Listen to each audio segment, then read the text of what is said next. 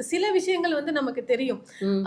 எதுக்காக இவங்க பேசுறாங்க அப்படிங்கிறது நம்மளால தெரியும். அத நம்ம வந்து அவாய்ட் பண்ணிக்கலாம். இப்போ ம். வந்து நம்ம இப்போ ஒரு ஸ்டுடியோ போறோம். நமக்கு ஒரு வாய்ப்பு கிடைக்குது அப்படின்னா, ஆ டீ, காஃபி சாப்பிடுறீங்களான்னு கேட்டாங்கன்னா, "இல்ல எனக்கு நான் டீ, காஃபி குடிக்க மாட்டேன்" அப்படின்னு பயம். ரொம்ப நாளா என்னோட தோழி இந்த இதெல்லாம் சொல்லியிருந்தாங்களே, அதனால ம். என்னன்னா, நான் ரொம்ப நாளா ம். எந்த ஸ்டுடியோ போனாலும், "இல்ல நான் டீ, காஃபி குடிக்க மாட்டேன், குடிக்க மாட்டேன்னு" அந்த ஒரு இதுவே வச்சிருந்தேன். இப்ப அத சுத்தமாவே டீ, காஃபியே விட்டுட்டீங்க.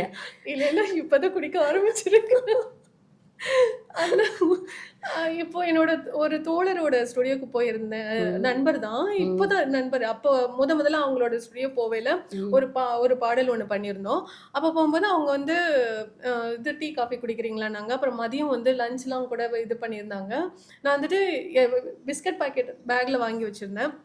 இல்ல நான் டீ, காஃபி குடிக்க மாட்டேன். இல்ல, இல்ல நான் வெளியில எங்கேயும் சாப்பிட மாட்டேன். அப்படி சொல்லிட்டு நான் அன்னைக்கு எதுவுமே அங்க எடுத்துக்கவே இல்ல. ம். அதுக்கப்புறம் எல்லாமே நம்ம பழக பழக தானே நமக்கு ஒரு விஷயங்கள்லாம் யாரு எப்படின்னு தெரியும். ம். அதுக்கப்புறம் பார்த்தா, அவங்க இன்னும் என்னை சொல்லி கிண்டல் பண்ணுவாங்க. இப்போ வந்து ஒரு நல்ல நண்பர். ம். இப்போ அவங்க இது பண்ணும்போது கூட, "டீ, காஃபி குடிக்க மாட்டீங்களே?" அப்படி சொல்லி அந்த மாரி கிண்டல் பண்ணுவாங்க.